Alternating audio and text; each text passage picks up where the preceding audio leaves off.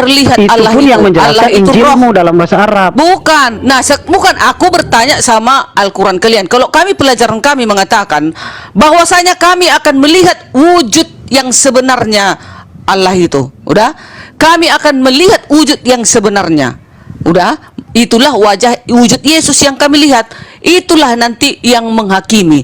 Hakim yang adil itu adalah siapa? Yesus Kristus. Itulah firman Elohim yang telah menjadi manusia. Itulah hakim yang adil itu. Kan dikatakan dalam Yohanes, firmanku itulah hakimnya. Kan katanya. Jadi firman yang telah menjadi manusia itulah hakim. Nah, kalau roh, macam mana cara roh untuk menghakimi? Makanya semua diserahkan kekuasaan kepada siapa? Kepada Yesus untuk menghakimi, begitu. Kalau Allah itu tidak menghakimi karena dia tak tampak.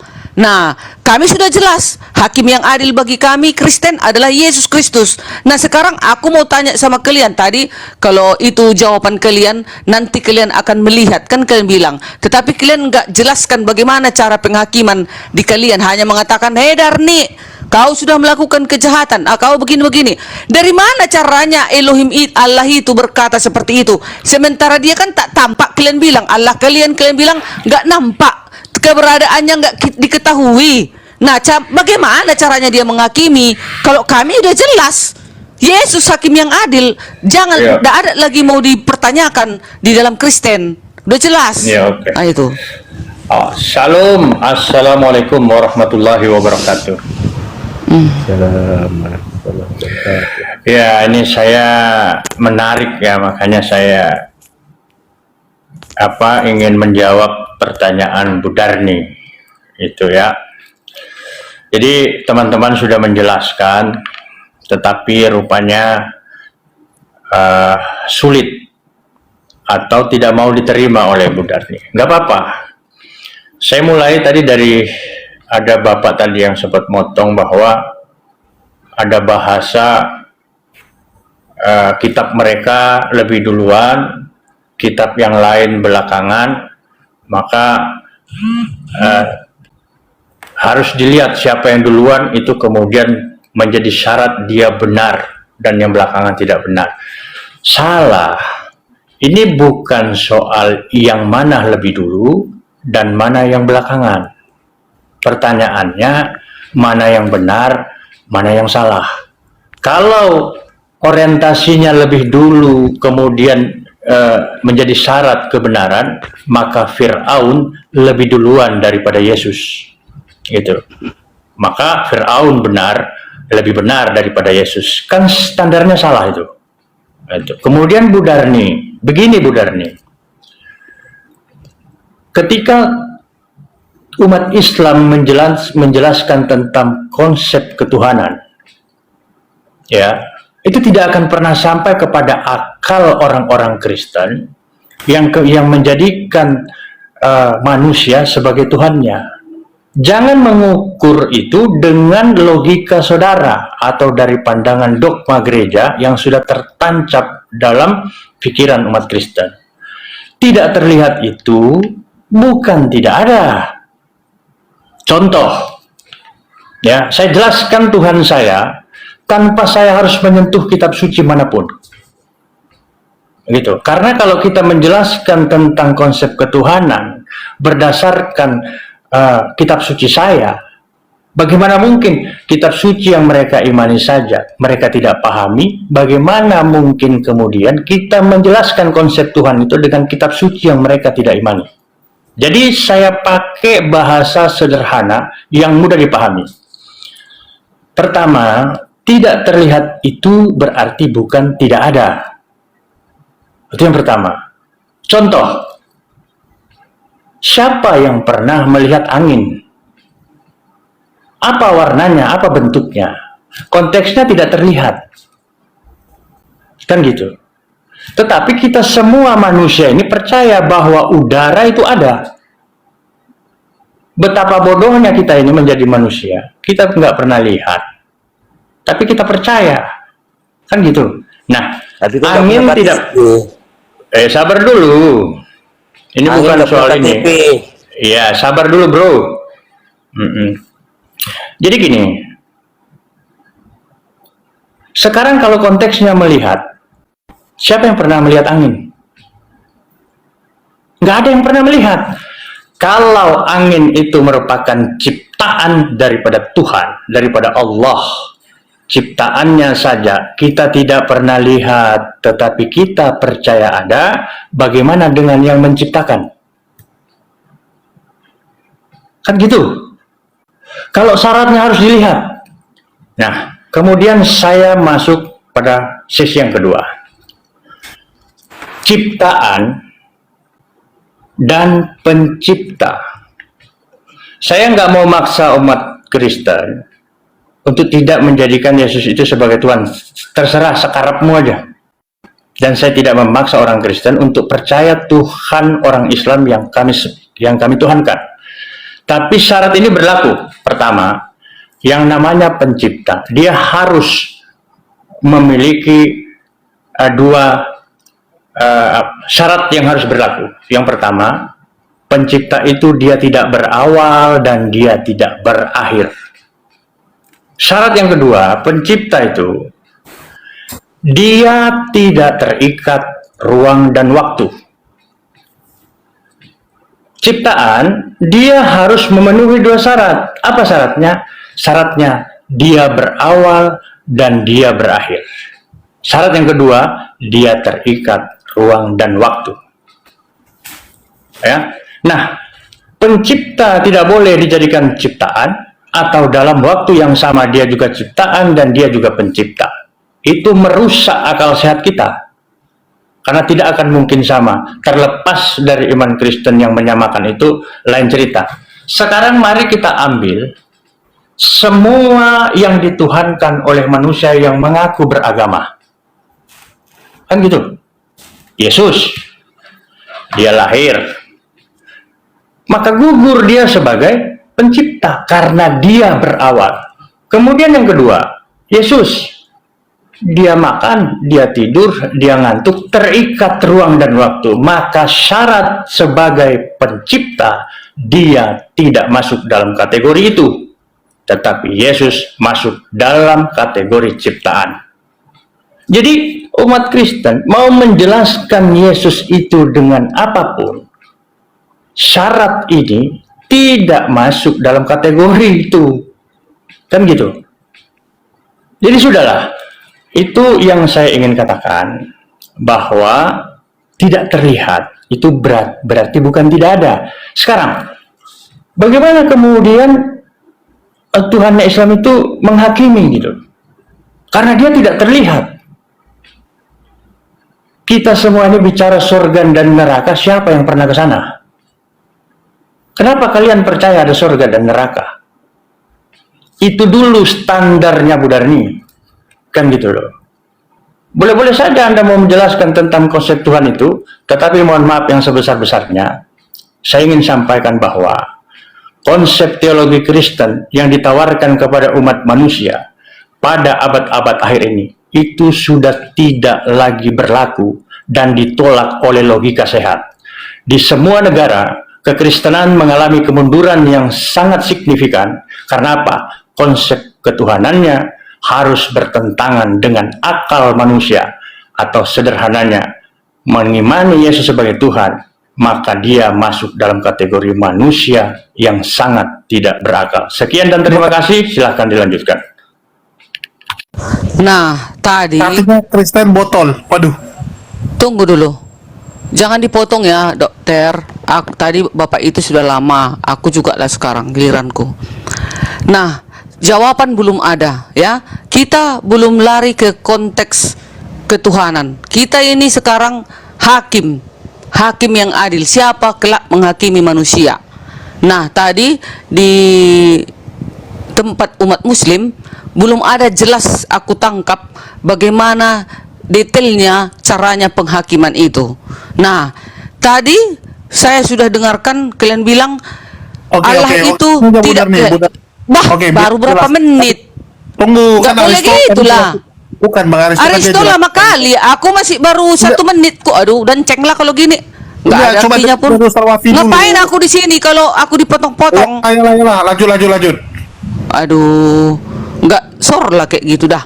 Ya, nggak usah, kita sabar aja teman-teman. Nanti kan ada giliran masing-masing. Aku kujelaskan dulu. Nah, tadi kan dikatakan Allah Berarti itu tidak bisa kelihatan.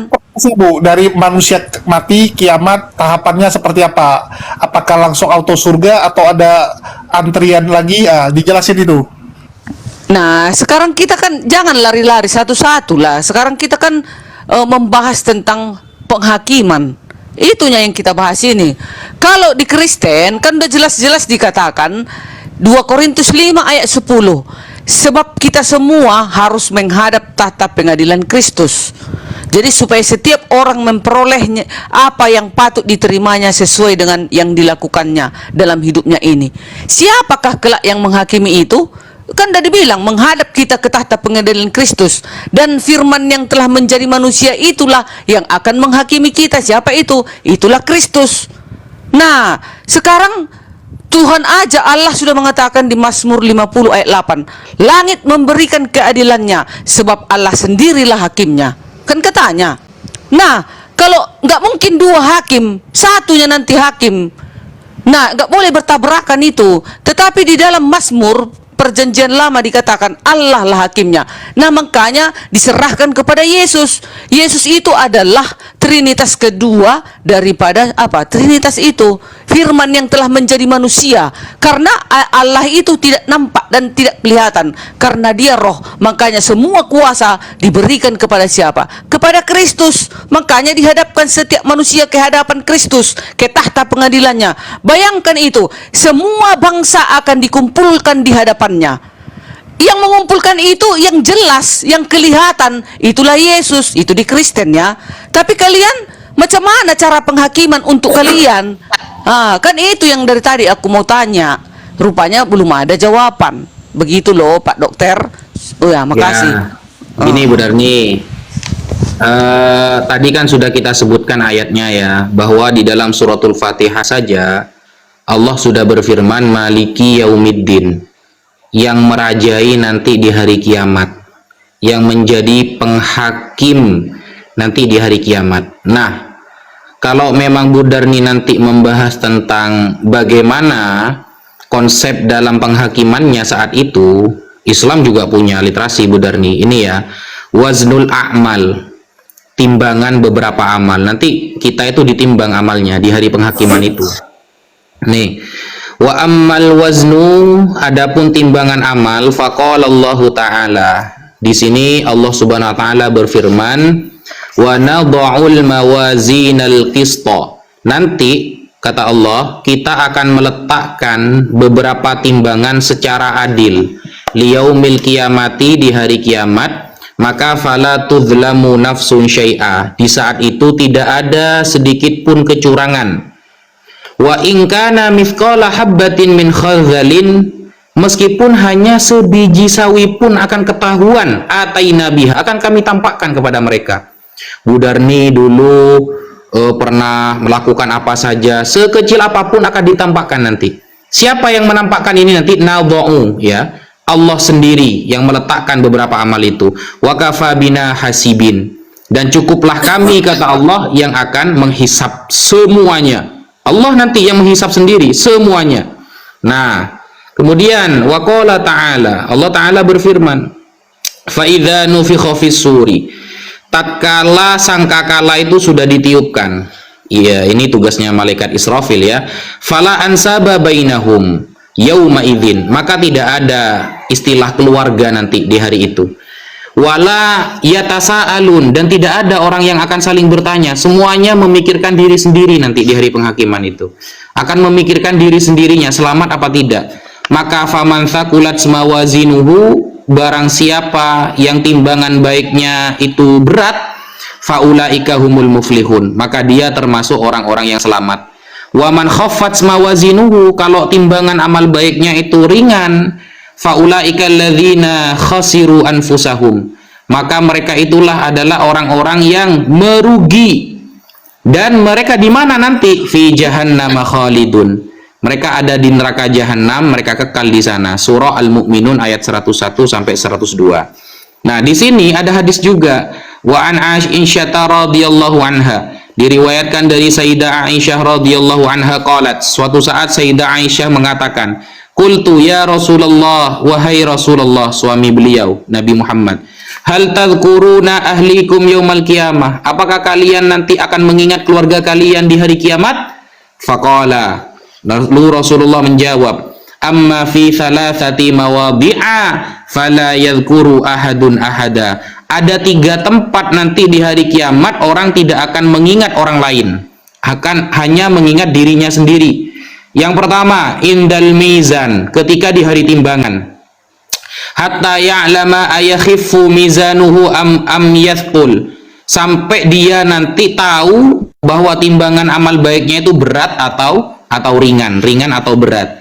Yang kedua, ada 3 tempat ya, di mana orang nanti akan bingung, memikirkan dirinya sendiri akan selamat apa tidak. 1 di mizan, timbangan amal. Yang 2, wa inda tatayuris suhuf, ketika amal baiknya nanti sudah diberikan, habis ditimbang, maka total rapot kita selama kita hidup di dunia akan diberikan. Hatta ya'lama aina yaqa kitabahu fi yaminihi aw shimalihi aw wara'a dhahrihi, sampai dia tahu bahwa buku amal dia selama hidup akan diberikan dari sebelah kanan, atau akan diberikan dari sebelah kiri, atau akan diberikan dari belakang punggungnya. Wa indas sirat, dan orang tidak akan mengingat orang lain nanti ketika di sirat. Idza wudi'a baina dhahranai jahannam hatta yajuzahu. Nah, di sirat itu tempatnya itu ada di atas neraka jahanam sampai dia bisa melewatinya. Nah, itu sampai sejelas sedetail ini loh. Dari hadis Al-Qur'an, Allah sendiri yang akan menghakimi nanti. Begitu. Lanjut yang lain. Oke, aku tambahkan lagi nih tentang Bu Drani ini, Bu Drani ini kan. Nah, jadi betul Bu Drani. Ini menurut versi Bible ya, aku bilang kan, menurut Kristen nih. Dan Bu Drani ini dihakimi nanti ini. Ya, dihakimi sama Yesus di versi Bible itu. Apa kata Yesus di Matius 7 itu, 2:3, "Enyah kau ni pembuat kerosakan ni, kau ni tidak dengar omongan aku ya." Dia bilang kan gitu. Tidak dengar, aku dah titipkan tu dengan Paulus. Apa kata Paulus di situ? Di 1 Korintus 14:34-35, apa dia bilang? Perempuan harus berdiam diri dalam pertemuan-pertemuan jemaat, dan seterusnya sudah, sebab tidak sopan bagi perempuan untuk berbicara dalam pertemuan jemaat. Kemudian apa lagi? Kau tidak dengar? Dengar dulu, belum selesai nih. Dengar dulu. Di 1 Timotius juga 2:11-14. Apa?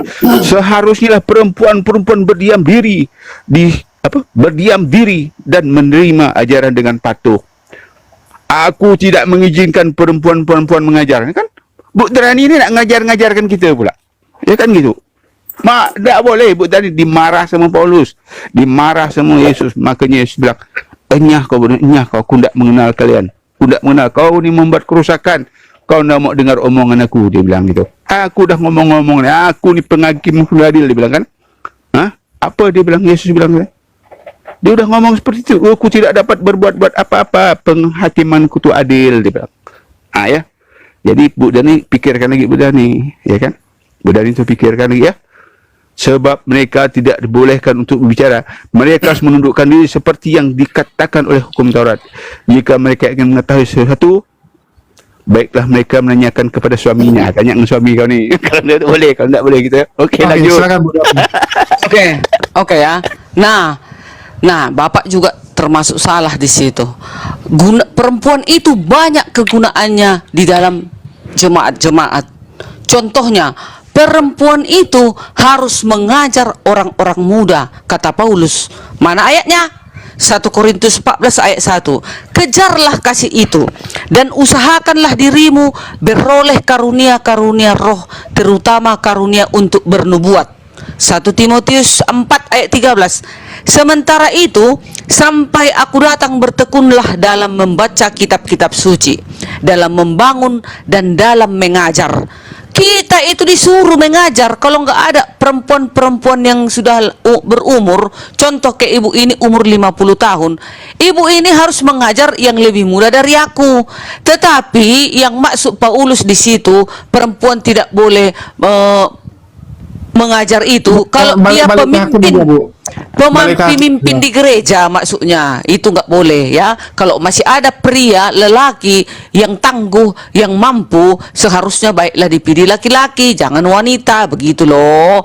Nah kalau perempuan maunya kalau di gereja itu sekretaris mencatat dan menyapa tamu-tamu, bekerja untuk di dapur. Nah, itu membantu pekerjaan-pekerjaan yang ada di ibadah itu, gitu loh perempuan. Tapi kalau nggak ada laki-laki lagi yang diandalkan, sudah boleh sekarang perempuan maju ke depan. Nah, begitu. Sekarang melanjutlah kita ke hakim, ke penghakiman tadi. Nah, itu versi di tempat teman-teman muslim ya. Kalau ada seperti itu penghakiman ya itu kan iman masing-masing. Nah, kita harus menjelaskan karena banyak yang mendengarkan pada saat ini ada 545 orang. Jadi kami juga di Kristen itu tadi sesuai dengan dalil karena yang akan menghakimi itu adalah berarti dia kita lihat wujudnya. Nggak mungkin angin menghakimi manusia kan, hanya berbicara dia Darni Simatupang katanya kau telah melakukan kejahatan tapi nggak nampak hakimnya itu, nggak ada, hanya suara angin. Kayak seperti kita bilang kan Allah itu kan roh tak nampak kalau di Kristen. Kalau di Islam Allah itu zat nggak kelihatan kan, seperti itu. Nah kalau kami di Kristen makanya diberikan segala kuasa kepada siapa? Kepada firmannya Elohim itu. Firmannya Elohim yang telah menjadi manusia. Itulah nanti hakim yang adil, penguasa untuk menghakimi. Dan ada ayatnya, sebab Tuhan akan menghukum segala yang hidup, katanya. Itu Yesaya 66 ayat 16. Nabi Yesaya ini ribuan tahun ya, sebelum nabi-nabi yang lain sudah ribuan tahun Nabi Yesaya ini sudah dicatatnya di dalam Yesaya 66 ayat 16. Sebab Tuhan akan menghukum segala yang hidup. Berarti dia harus menampakkan dirinya untuk menghukum kita. Macam mana angin menghukum? Kan enggak ada kan. Mana mungkin angin atau yang roh-roh yang tak tampak untuk menghakimi kita. Tidak, dia harus nyata nanti. Karena di dalam Alkitab kami sudah dikatakan, dia akan menunjukkan wajah sebenarnya, wujud sebenarnya. Nah, kalau di kami, wujud dari sebenarnya Elohim itu adalah Yesus. Itulah wujudnya. Sesuai dengan Ibrani 1 ayat 3, Yesus adalah wujud daripada Allah itu. Nah, dialah nanti hakim yang adil di kami orang Kristen. Jadi kami umat Kristen sudah harus yakin dan percaya. Jadi sebelum hakim itu menentukan nanti kelak penghakiman, baiklah kita di dalam hidup ini sambil menunggu kedatangan penghakiman itu, baiklah kita melakukan semua kehendak-kehendak Bapa. Tetapi kami orang Kristen di dalam Roma 8 ayat 1 dikatakan, siapa yang di dalam Kristus tidak ada penghukuman atas kami. Contoh ke Ibu Darni. Ibu Darni ini melakukan semua kehendak Bapa di dalam dunia ini. Nah, begitu Ibu Darni mati, Ibu begitu nanti Yesus datang, aku diangkat langsung ke surga, nggak ada penghakiman atasku lagi. Gitu contohnya kalau kami Kristen ya. Tetapi kalau Ibu melakukan segala bentuk kejahatan, nah itu yang belum diangkat. Dia masih dibiarkan untuk dihakimi, dan hanya kasih karunia Yesuslah nanti yang menyelamatkan itu. Kemana dia ditentukan Yesus? Dicampakkan ke api neraka bersama iblis dan nabi-nabi palsu. Nah, itu Yesuslah nanti yang menentukan. Nah, kami sebenarnya udah enaknya orang Kristen. Di dalam Roma 8 ayat 1, di dalam Yesus tidak ada penghukuman atas kami. Nah, jadi kami sebenarnya sudah enak sekali, tinggal melaksanakan apa yang dia perintahkan. Begitu kami mati, kami sudah terangkat kemana? Ke tempat kerajaan surga bila dia nanti datang. Gak ada penghakiman. Nah, itu enaknya kami Kristen. Nah, itu silakan. Enak tenan. Iya. Sudah? Iya. Oke, sudah silakan. Oke, saya izin teman-teman ya. Menarik ini. Izin Ustadz Wafi, rupanya ada guru saya ini. Gus Subandi Sukoco. Keren tadi. Waalaikumsalam warahmatullahi wabarakatuh. Masya Allah. Sehat izin ya? guru nda. Sehat, alhamdulillah. Saya tak belajar mendengar. Ya. Masya Allah. Begini Bu Darni ya. Saya mulai dari mana ya? Saya mulai begini. sebodoh-bodohnya umat Islam, sebodoh-bodohnya, seumur hidup dia tidak pernah sholat, tidak pernah melakukan hal-hal kebaikan. Tetapi ketika ditanya mereka, siapa Tuhanmu, hai orang bodoh? Mereka akan menjawab, Allah Subhanahu wa Ta'ala. Siapa nabimu? Muhammad Sallallahu Alaihi Wasallam. Nah, ketika sepintar-pintarnya orang Kristen, dia kuliah sampai ke luar negeri teologi, pulang ke Indonesia bawa gelar S1, S2, sampai di sini mereka masih bertengkar tentang konsep ketuhanan dan konsep penghakiman itu. Ya. Jadi masih cakar-cakaran, masih ribut gitu loh. Ibu Darni ini seorang Advent kalau saya nggak salah. Jadi begini Bu Darni, ketika Ibu Darni menceritakan tentang Yesus bla bla bla bla begini, yang konsep itu belum ada kesepakatan dan masih cakar-cakaran di dalam konsep Kristen, Ibu bawa ke sini, nggak laku Bu. Itu yang pertama. Yang kedua gini, inilah hebatnya teman-teman ini dari teman-teman Kristen. Sekarang saya jelaskan Bu ya, zat dan the zat itu dua hal yang berbeda. Kalau yang dimaksud zat ada D-nya di belakang, itu dari bahasa Arab. Maknanya lebih dalam kompleks, terutama dalam konteks agama, mengacu pada substansi atau entitas. Ingat baik-baik Bu. Nah, zat berasal dari bahasa Indonesia Bu Darni. Maknanya lebih umum, digunakan dalam konteks sains dan fisika, mengacu pada bahan atau materi. Jadi dua hal yang berbeda gitu loh. Nah, lagi-lagi gini Bu Darni, Ibu Darni berbicara tentang Yesus ini Tuhan dan lain sebagainya, berangkat dari surat Roma dan ini banyaklah itu kan. Roma itu surat-surat Paulus. Siapa Paulus? Paulus ini adalah pelaku kejahatan, penghina, tertuduh sebagai penghina ajaran Yesus. Dan di dalam iman kekristenan diakui dan diimani Paulus sebagai pembunuh pengikut Yesus. Jadi Paulus ini adalah pengkhianat ajaran Yesus. Soal itu diimani sebagai seorang rasul dalam iman Kristen, lain cerita. Itu fakta, berbicara seperti itu. Gitu loh Bu Darni. Nah, gini, yang saya heran itu, Ibu Darni mengkritik tentang konsep Tuhan agama lain. Islam, kenapa kemudian mengkritik iman Kristen tentang manusia yang bernama Yesus? Karena Islam itu beriman kepada seluruh nabi yang diutus oleh Allah Subhanahu wa Ta'ala ke bumi ini, dan dari 25 nabi yang diutus, satu diantaranya adalah Nabi Isa atau Yesus. Kami beriman. Nah, ketika Yesus ini dijadikan Tuhan oleh umat Kristen, maka kami terpanggil mengkritik dan mempertanyakan bagaimana kemudian nabi yang kami muliakan ini ya kemudian dituhankan oleh umat Kristen.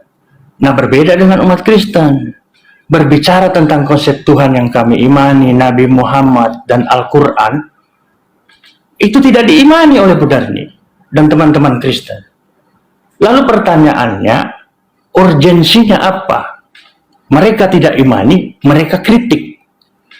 Kalau kami kritik tentang Yesus karena kami imani dia sebagai Nabi dan 100% manusia tanpa campur 100% alkohol. Gitu loh. Nah, jadi dalam konteks diskusi kita ini, tolong jelaskan kepada kami bagaimana kemudian Yesus itu dituhankan oleh umat Kristen berdasarkan data dan petunjuk dari kitab suci Ibu Darni. Jangan menjelaskan sesuatu yang hanya berdasarkan dogma dan akal-akalan Bu Darni. Gitu loh. Nah, jadi intinya, kalau Trinitas, ajaran ketuhanan Yesus itu masih cakar-cakaran di dalam iman Kristen, denom satu katakan denom yang itu bidat, ya kan, oneness, banyaklah, dan itu tidak pernah ini cakar-cakaran tentang konsep Tuhan. Jadi tidak usah jelaskan itu kepada kami, ya, jelaskan itu saja itu kepada internal kekristenan. Kalau sudah final, sudah mendapatkan jawaban yang sepakat, baru bawa ke kami gitu loh. Nah, kira-kira itu Bu Darni yang ingin saya sampaikan, bahwa seberapa hebat pun Bu Darni menjelaskan tentang Yesus, bagi kami dogma yang Ibu Darni bawa ke sini itu tidak masuk di akal kami.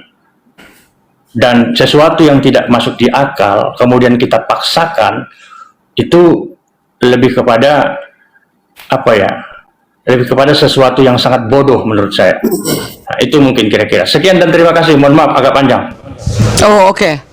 Tadi kan Bapak bilang jangan bawa-bawa doktrin, jangan jelaskan kepada kami kayak mana tentang di agama Islam kan gitu. Terus ngapain kalian undang aku datang ke sini kalau nggak ada artinya aku sini penjelasan? Satu. Yang kedua, kenapa di Kristen masih ada denom-denomnya yang bermacam-macam? Ada yang oneness, ada yang trinitas, ada yang ini, ada yang ini, ada yang ini. Ya, di akhir zaman dan kedepannya ini kitab suci akan banyak orang menyelidikinya. Ditulis di dalam Daniel. Makin banyak nanti orang harus ini harus diselidiki. Karena ini kebenaran. Kalau yang palsu nggak perlu diselidiki, orang udah palsu. Nggak ada buktinya yang palsu, mana ada direbutkan orang, nggak ada. Tetapi yang direbutkan itu adalah yang asli, yang original. Itu yang berusaha setan menghancurkannya. Begitu juga lah Alkitab kami ini. Alkitab ini sudah sejarah mulai kejadian penciptaan langit dan bumi, tentang kejadian manusia pertama, dan sejarah tentang para nabi, dan sejarah tentang akhir zaman nanti, pewahyuan akhir zaman.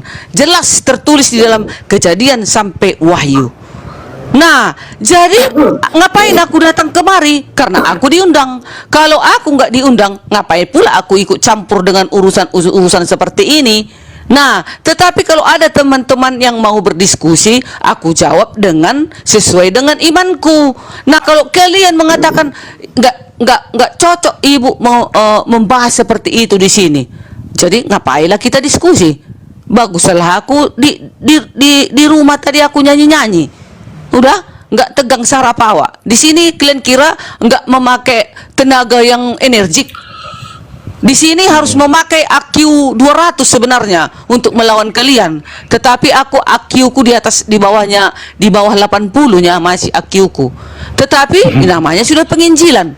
Apa yang kuinjili itulah imanku. Kalau kalian menginjili iman kalian, silakan. Nah, disitulah ada diskusi.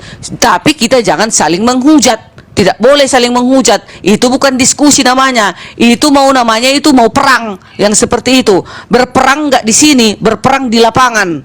Bawa senjata, bawa golok, bunuh-bunuhan, tusuk-tusukan, keluar darah. Nah, itu kalau mau berperang. Tapi di sini kita mau berdiskusi tentang keimanan kita masing-masing. Nah, kalau itu nanti kuterangkan, ya silakan. Siapa yang mau dengarkan silakan. Yang enggak, ya enggak. Begitu juga dengan kalian. Kalau kalian terangkan kepada aku, kalau ku terima, berarti aku mengikut kalian. Kalau masih aku bertahan di dalam imanku, ya biarlah. Kan gitu kan, Pak? Iya kan, Pak Naja? Silakan. Siap, Bu Darni. Semangat Bu Darni, semangat. Iya. Mantap. Jadi memang ada ranah itu ya, ranah yang dibicarakan itu ada yang ranah keimanan. Tapi ya bisa diilmiahkan nanti, ya bisa juga. Ada yang ranah memang nggak bisa diotak-atik. Contoh, saya itu paling menentang ketika ada orang menjunjung tinggi toleransi, tapi sampai menabrak akidah. Nah, ini toleransi yang gabrul ya. Contoh, di dalam Islam kita dilarang keras untuk mengikuti event-event perayaan yang berkaitan dengan ketuhanan umat Kristen. Nah, itu kan diharamkan keras itu. Nah, Begitu juga Bu Darni, pasti Bu Darni kalau disuruh sholat Jumat bareng sama saya di masjid hari Jumat, tidak mungkin mau. Ngapain sholat Jumat kan gitu. Memang ada ranah-ranah yang memang kita itu dibatasi oleh pagar yang besar tanpa menyentuh. Tetapi itu bisa didiskusikan ya, bisa diilmiahkan. Seperti Bu Darni menganggap bahwa Yesus ini Tuhan dan dia adalah anak Allah. Dan dia adalah firman yang nuzul ke muka bumi. Nah, dogma itu, doktrin itu adalah keimanan Bu Darni. Kenapa saya tidak akan pernah beriman kepada doktrin semacam itu? Karena begini Bu Darni. Di dalam Islam itu, Bu Darni, menentukan kabar yang pasti benar itu melalui dua jalur. Kabar itu bisa dikatakan benar atau tidak, itu harus ada dua jalur. Yang pertama adalah khobarun nabi al-mu'ayyad bil mu'jizat, kabar dari seorang nabi yang dikuatkan dengan mukjizat, itu sudah tidak akan bisa dibantah. Yang kedua adalah khobarul mutawatir, kabar yang ramai disahkan oleh orang secara teliti. Nah, sedangkan kabar mengenai Yesus ini kan masih simpang siur Bu Darni. Maksudnya simpang siur begini. Penentuan Yesus disebut dengan Tuhan, tapi di sisi lain disebut dengan manusia. Itu sejauh ini kita anggap hanya sebuah kalimat yang ngeles Bu Darni. Kenapa ngeles? Giliran dia lemah dikatakan ini kemanusiaannya. Giliran dia lagi kuat, lagi bermukjizat, ini ketuhanannya. Berarti kan Yesus tidak bisa mengaktifkan kapan saja sisi keilahian yang ada dalam dirinya. Dia tidak bisa berkuasa, padahal dia adalah firman yang turun menjadi manusia. Tetapi dia seolah-olah tidak bisa mengaktifkan apa yang dia mau. Sisi keilahian yang ada pada dirinya gitu loh. Makanya kalau saya telusuri dalam Konsili Kalsedon ya, ketika Konsili Kalsedon itu diadakan untuk menolak paham Eutikus. Nah, di sana kan akhirnya ditetapkan tuh Yesus 100% manusia, 100% Tuhan. Sebelum Konsili Kalsedon belum pernah saya dengar Bu Darni ada bapak-bapak gereja yang meyakini bahwa Yesus itu separuhnya Tuhan, separuhnya manusia. Begitu. Monggo Pak De Subandi, tafadhol ditambahi. Terima kasih. Assalamualaikum warahmatullahi wabarakatuh. Waalaikumsalam. Salam. Untuk Bu Darni, itu Yesus menghakiminya di mana itu? Di dunia di mana? Kalau lihat ceritanya Bu Darni itu di akhirat nanti gitu ya? Atau gimana? Hakiman ya di dunia lah. Kalau di surga kan tempat orang yang sudah diselamatkan. Ya, iya, berarti itu Yesus menjadi hakim di dunia begitu. Iyalah, jadi siapa lagi hakim yang adil? Siapa lagi yang menghakimi? Hanya dialah, hanya Tuhan itulah yang berhak menghakimi kan? Gini Bu Dani, maksud saya nggak tanya itunya, saya tanya lokusnya. Lokus deliktinya itu di mana menghakimi itu loh. Apanya? Tempatnya gitu? Iya, lokus itu baru ada. Baru Simatupang. Ini aja Bu. Medan. Medan ada. Halak Siantar dong. Medan. Sumatera Utara, Medan. Medan, Arah oke. Medan, Pancur Batu. Pancur Batu dah. Songoni Darni. Yang aku tanya itu tempat, lokus. Lokusnya itu di mana Yesus menghakimi? Ya, itu nanti diserahkan kepada hakim yang adil di mana kita mau dibawa. Kan Ibu tadi bilang nanti. Kalau nanti kan berarti Iya. bukan di dunia toh.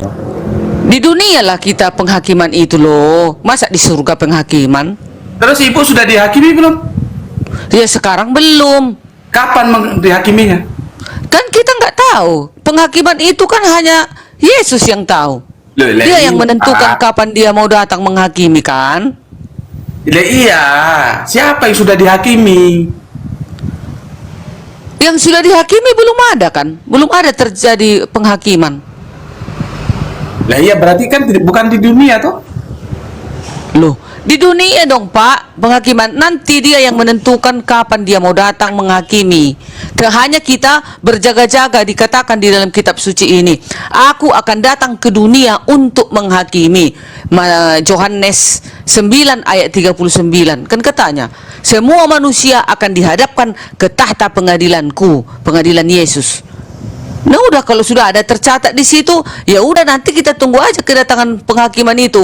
Yang jelas agar kita tidak kena penghakiman itu, marilah kita ikuti peraturan-peraturannya. Apa itu? Itulah 10 hukumnya itu. Nah, 10 hukumnya itulah yang harus kita turuti, dan kita beriman kepada Yesuslah juru selamatmu dan Tuhan dan juru selamatmu. Dan nanti kasih karunia Yesuslah yang menentukanmu selamat atau tidak. Begitu kalau kami di Kristen.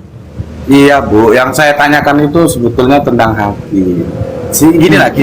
Saya, menurut Ibu, Yesus itu hakim yang sesungguhnya atau gimana? Iyalah, kan ada ayatnya. Aku akan datang ke dunia untuk menghakimi. Emangnya ada dua kelak menghakimi manusia? Kan enggak. Dan lagi tunggu, dan enggak ada juga ayatnya yang lain yang mengatakan bahwasanya Yesus yang akan menghakimi, atau Musa akan menghakimi, atau Daud atau Abraham. Enggak ada dicatat. Dan kita berbicara sesuai dengan dalil kan Pak? Iya, boleh saya bicara dulu Bu? Boleh. Yesus itu menghakimi itu atas perintah atau memang dia yang hakim? Kan begini, akulah Allah penebusmu, kan kata Allah, kata Elohim di dalam Yesaya, kan Yesaya 43 ayat 10, 11 dan 13 kan dibilangnya kayak gitu. Tapi kan gak Allah itu yang turun kan untuk menyelamatkan, untuk menebus manusia. Siapa yang turun? Firman-Nya, firman Elohim itu yang turun menjadi manusia sesuai dengan data Yohanes 1 ayat 1 dan 14. Firman-Nya itulah yang turun untuk menyelamatkan manusia. Itulah yang menebus kita, Yesus itu. Firman-Nya Elohim itu. Nah, itu dia. Jadi sekarang hakim itu kelak, ya Yesus itu hakimnya, dan ada ayatnya.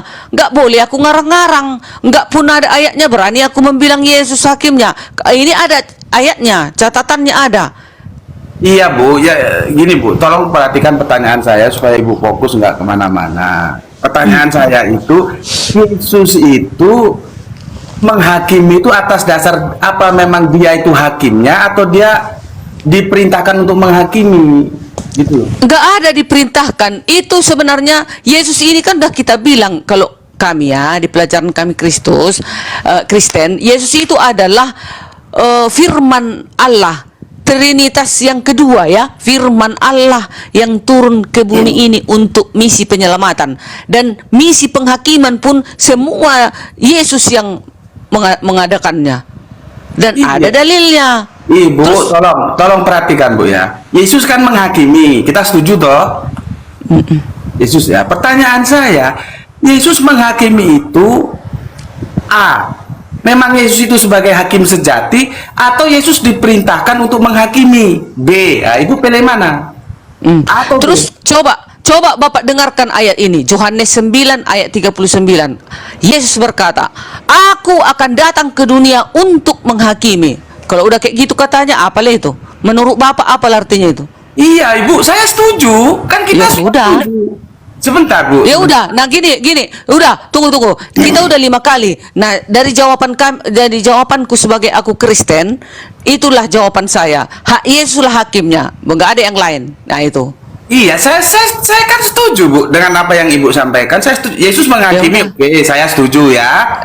Iya. Pertanyaan saya, Yesus itu menghakimi itu atas kuasa dia sendiri atau dia diberi kuasa untuk menghakimi? Sudah, saya rubah supaya Ibu paham. Oke.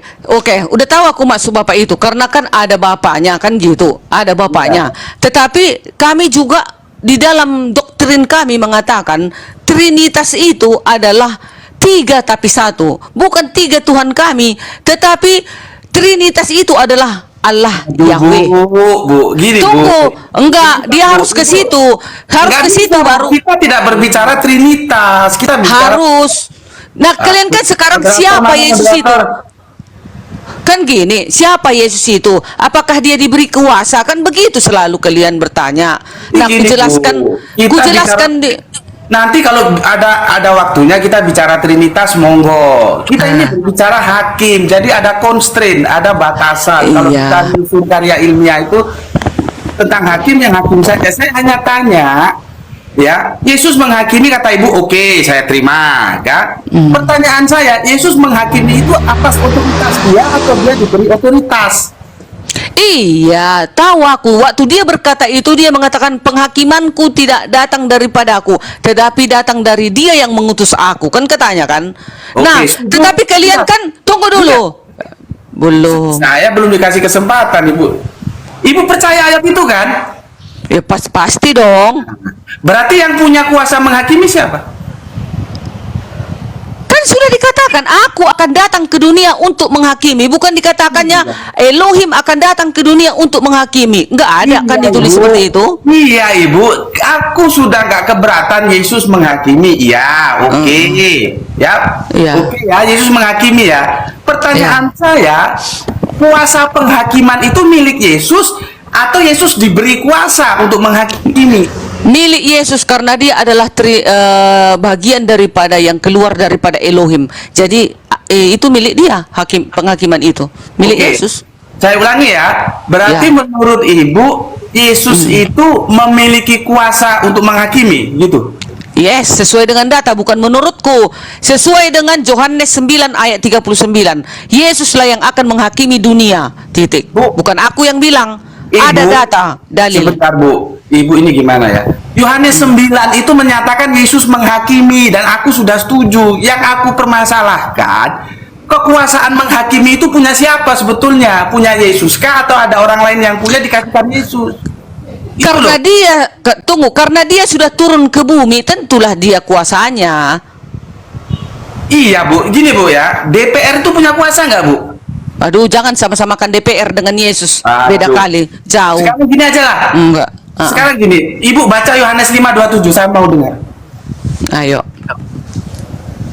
Baca dong. Nanti Oke, nanti apa, Ibu? itu lah membaca. Ido. Songon itu ate. Biar Idokon ma Yohanes 5:27 ate, idokon songoni. Dan ia telah memberikan kuasa kepadanya untuk menghakimi karena ia adalah anak manusia. Berarti Iya. Yesus itu sebetulnya tidak punya kuasa, dia diberi kuasa untuk menghakimi, gitu loh, Bu. Nah, sudah. Kenapa Yesus yang diberi kuasa? Karena dia yang turun ke bumi. Tetapi Elohim itu adalah roh yang tidak bisa kelihatan. Makanya firman-Nya itulah yang turun ke bumi. Itulah yang menjadi manusia. Itulah Yesus. Nah, Udah mengerti? Itu saya terima, Bu. Itu saya terima. Udah. Begitulah dasar. Tapi Begitu. saya tolong dipahami. Kalau Yesus tidak diberi kuasa sama Bapaknya, Ya. dia bisa menghakimi nggak? Nggak bisa seperti itu. Kami nggak bisa ngikuti Loh. kalian. Enggak. Ah. Ini loh, Bu, teksnya saya baca ya, Bu ya. Yohanes, kita kan harus tunduk terhadap teks ya. Ibu kan penginjil ya. Songoni. Yohanes 5, yang lain coba buka. Nanti jangan-jangan saya salah kutip gitu loh. Yohanes 5:27. Dan ia telah memberikan kuasa kepadanya untuk menghakimi. Nah, berarti kan otoritas menghakimi itu bukan punya Yesus. Yesus punya karena Ya. diberi oleh Bapa. Berarti Baca ayat. sebentar, Ya. Bu. Oke. Silakan. Berarti kan hakim sesungguhnya itu adalah Bapa. Yesus hanya eksekutor, gitu loh, Bu. Jadi jangan pernah Ibu berpikir Yesus itu punya otoritas menghakimi. Enggak. Dia diperintah oleh Bapa. Jadi dia hanya eksekutor menghakimi. Otoritas menghakimi itu punyanya Bapa, diberikan ke Yesus. Kalau kita mau tunduk terhadap Yohanes 5:27. Tapi kalau Ibu mau menentang ayat ini, ya saya nggak bisa paksa. Bukan menentang, hanya kalian tidak mengerti. Loh. Bukan sama seperti Al-Quran. Pasti ada hadisnya, ada tafsirnya. Oh, bukan begitu. Kalian bilang juga sama kami. Ini tafsirnya, begini, bukan yang itu. Ini tafsirnya, ini hadisnya. Kan gitu juga kalian. Nah, kami pun Alkitab ini seperti itu. Memang dicatat seperti ini. Tunggu dulu ya. Dicatat di tadi Yohanes 5 ayat 26. Tapi kita baca 26. Tadi kan 27. Sebab sama seperti Bapa mempunyai hidup dalam dirinya, dalam dirinya ya. Udah sendiri. Demikian juga diberikannya anak mempunyai hidup dalam dirinya sendiri. Nah, Diberi loh, Bu, ya? kenapa? Bu, Oh. garis bawahi, diberi loh ya. Iya. Yesus itu diberi, kalau nggak diberi dia punya nggak?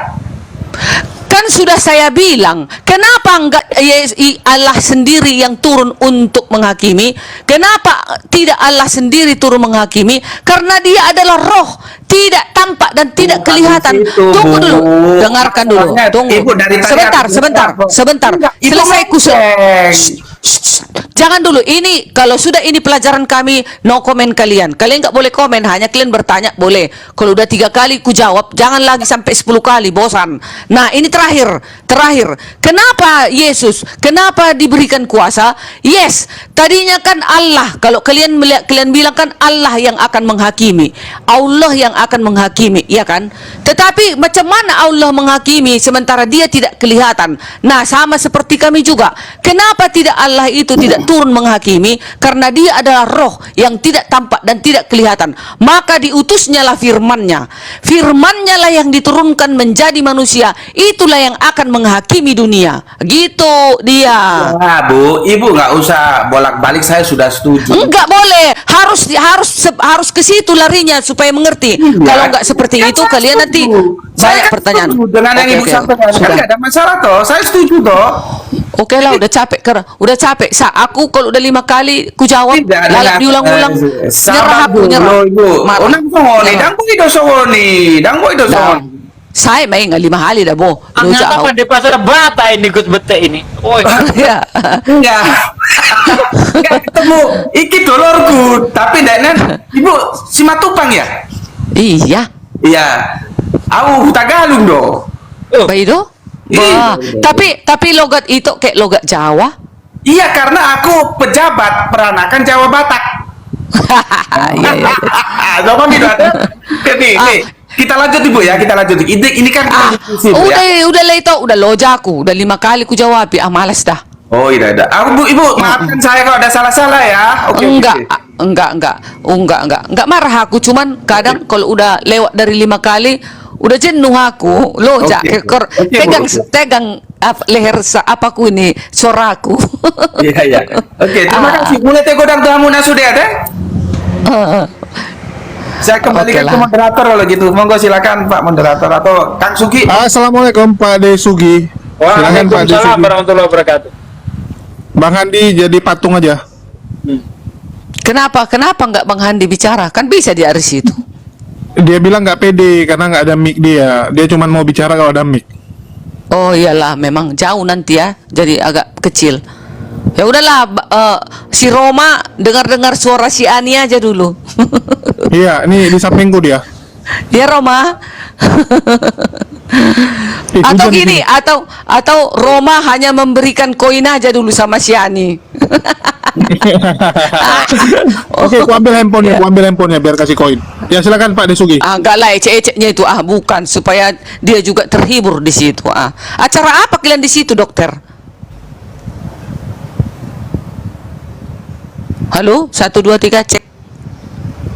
Halo dokter. Ya, halo. Acara apa kalian di situ? Rame? Acara duka cita. Duka cita. Oh. Ya, iya, ibu dari saudara kita meninggal. Turut berduka cita juga. Mualaf. Ibunya mualaf. yang Kristen Advent meninggal. Kristen Advent. Iya. Aku merinding. Aku kalau udah dibilang Advent merinding, Pak. Aduh, ada luga. Mau aku kasih pause nggak? Biar aku ambil handphonenya lagi kasih pause. Tapi nanti marah ada luga, Bang Handi.